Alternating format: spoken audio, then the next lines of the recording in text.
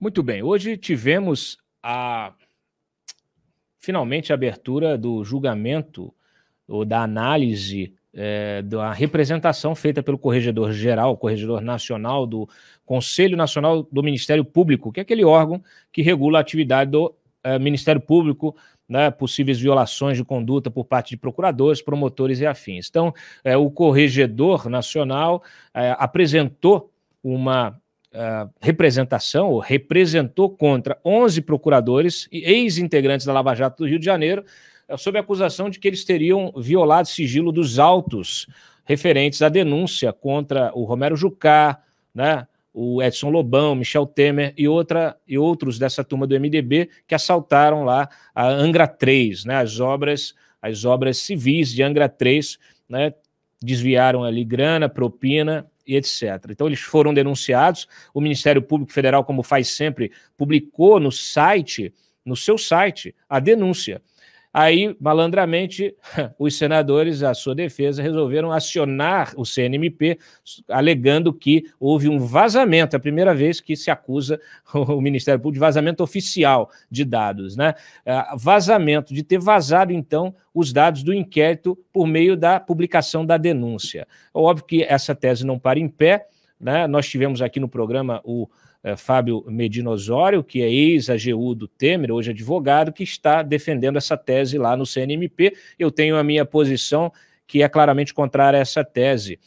Então, hoje nós tivemos o início do julgamento, e o relator, que é o corregedor, o Rinaldo, né? Rinaldo, ele apresentou a sua tese. O Rinaldo, está aqui, ó, Rinaldo Reis Lima, ele pediu, então, ao votar, pediu a demissão dos 11 procuradores como punição por essa suposta violação de sigilo.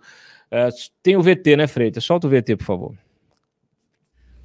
Posteriormente, revendo esta portaria, revendo a minha decisão no processo, verifiquei que não é o momento de propor a pena de suspensão, porque esta pena de suspensão de que trata o parágrafo 5º do artigo 240, ela decorre de uma conversão da aplicação da pena de demissão. Então, no meu entendimento, em sendo procedente, em sendo referendado e em sendo procedente futuramente o processo administrativo disciplinar, aplica-se a pena de demissão e aí com a possibilidade de o plenário converter em suspensão por força do parágrafo 5º do artigo 240.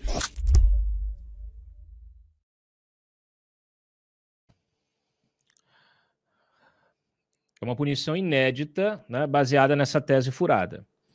Bom, o julgamento foi adiado depois da manifestação da sustentação oral das defesas de ambas as partes e houve um pedido de vista de um dos conselheiros e então o julgamento foi adiado para o dia 18 de outubro, tá? Pedido de vista do conselheiro Silvio Amorim, que é o representante do Ministério Público Federal no CNMP. Eu publiquei mais cedo uma reportagem bastante interessante, recomendo a leitura, que é a seguinte, olha, 11 procuradores e um corregedor grampeado, tá? O corregedor Rinaldo, justamente esse que vos falou aí no VT, Rinaldo Reis Lima, né, que pediu a demissão dos 11 procuradores.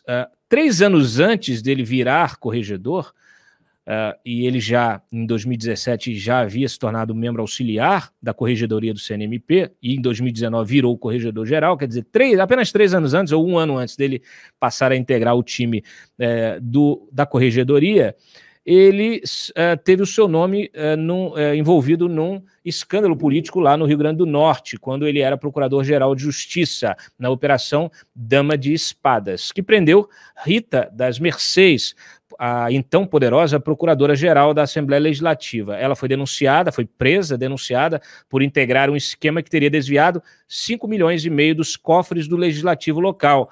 Virou delatora, entregou 34 políticos, uma dezena de desembargadores e confirmou o conteúdo de gravações em que mostrava intimidade com Reis Lima, o corregedor Robson Faria, o ex-governador e pai de quem? Do Fábio Faria, que é o atual ministro das Comunicações do Jair Bolsonaro.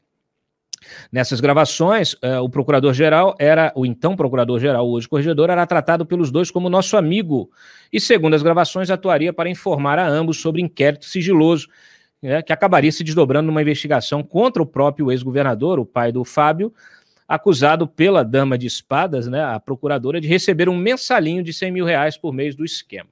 Tá? O Rinaldo sempre negou qualquer interferência na investigação, foi apoiado pelos promotores que atuaram no caso, mas na ocasião ele virou alvo de representações junto à própria corregedoria do CNMP, só que os pedidos foram arquivados. Tá? Então a gente tem a reprodução de um trecho da delação da Rita, das Mercês, tá? E o seguinte registro. O Robson Faria ainda responde por este caso.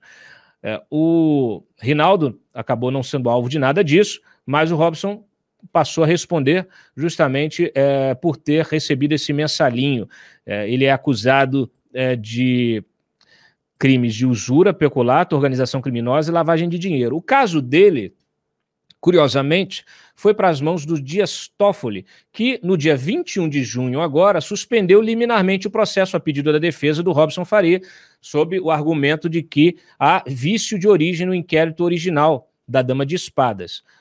E olha só, 2 dias depois apenas, o Rinaldo Reis apresentou, né, representou aí contra os ex-integrantes da Força Tarefa da Lava Jato do Rio de Janeiro, esse caso aí dos 11 procuradores, né?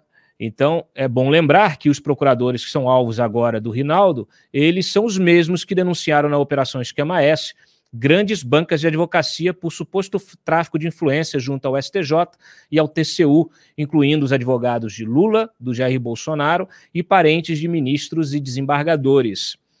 É bom registrar também que em julho agora deste ano, o nome do Rinaldo surgiu novamente, voltou a ser notícia no âmbito da Operação Faroeste, na qual ele foi flagrado em conversas impróprias também com a Ediene Lozado, promotora, ex-chefe do Ministério Público da Bahia, denunciada pela PGR. A Lozado foi acusada de integrar justamente o grupo que blindava o esquema de venda de sentenças na Bahia. Ela teria participado aí daquele grupo formado pelo ex-secretário de Segurança Pública, o Maurício Barbosa, o delegado federal, que eu denunciei aqui na semana passada por coordenar uma espécie de ABIN paralela petista. Tá? A matéria está disponível no site também para consulta. Ela recorreu ao Rinaldo Reis, e a sua estratégia consistia em abrir um procedimento administrativo disciplinar, vejam só, contra o procurador João Paulo Choquer, que é membro auxiliar da PGR e investigava justamente a promotora no âmbito da Operação Faroeste. Na denúncia, a Lindora Araújo acusou a promotora de tentar obstar o desempenho do investigador, inclusive colocando em dúvida a sua sanidade mental, para vocês verem o nível que a coisa vai, né? A representação contra ele, contra o Choquer, essa representação forjada, foi protocolada em nome de uma pessoa fictícia, o que prejudicou a estratégia da Ediene. Na troca de mensagens, o Rinaldo Reis disse que foram detectados os problemas da qualificação da autora da denúncia, mas concordou que o caso poderia ser explorado na imprensa. Sim, melhora bastante, mas não apareça nisso de jeito nenhum, ele aconselha. Bom, as mensagens vieram a público, o corregedor negou qualquer irregularidade na sua conduta, disse que o diálogo não afetaria sua imparcialidade e que na data da conversa não sabia que a sua colega de MP era investigada na Faroeste. Em março, a ex-chefe do MP havia sido aprovada pela CCJ do Senado para integrar o mesmo CNMP. Entenderam? Ou precisa desenhar? Esta colega dele, MP, promotora denunciada na Faroeste, foi aprovada, indicada e aprovada pela CCJ, só não passou no plenário, para integrar o mesmo Conselho Nacional do Ministério Público. Então tem alguma coisa muito errada no CNMP, né? Porque se uma promotora investigada num esquema pesado como é o da Faroeste, envolvida, né, na blindagem, arapongagem, vazamento de informação, blindagem de desembargadores especializados em venda de sentença para grileiro, o negócio realmente está em outro nível. O fato é que eles tiveram uma última conversa no dia 31 de julho do ano passado. Então, ele disse que não sabia que nesta época ela era investigada. Tudo bem, está aqui contemplada a posição dele.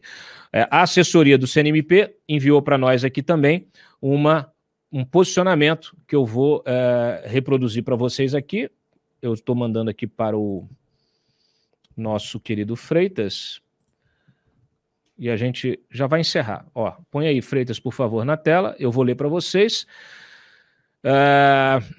Ela disse o seguinte. Bom, ele está acusando a gente aqui de sensacionalismo, etc. e tal. Normal. Deixa eu ver aqui. Onde está? Bom, aí ele diz o seguinte. Corregedor não possui nem possui ligação com o Robson Faria, tá? Ele disse que, inclusive, à frente do Ministério Público, ajuizou ação de improbidade administrativa contra o ex-governador. Ele diz também que ajuizou ainda ação criminal no âmbito da Operação Dama de Espadas, em desfavor da Procuradora-Geral da Assembleia Legislativa, a delatora, e que jamais houve determinação judicial para interceptação telefônica dele, mas isso não está dito na matéria, né? Na verdade, ele foi flagrado num grampo que estava sendo feito, autorizado pela Justiça em relação a ela, e foi flagrado justamente em conversas. O diálogo telefônico era, portanto, de conhecimento do então procurador-geral, ele diz aqui, e demonstra apenas tratamento respeitoso e profissional. Bom, está contemplado aqui o posicionamento, a gente vai subir no site, fica o recado também, é nossa obrigação fiscalizar os agentes públicos, especialmente quando há suspeita de uso político, né? O Rinaldo está encerrando daqui a 2 semanas o seu mandato no CNMP, na Corregedoria Geral do CNMP, está esperando sua recondução, já foi aprovado pela CCJ e falta ser aprovado no plenário.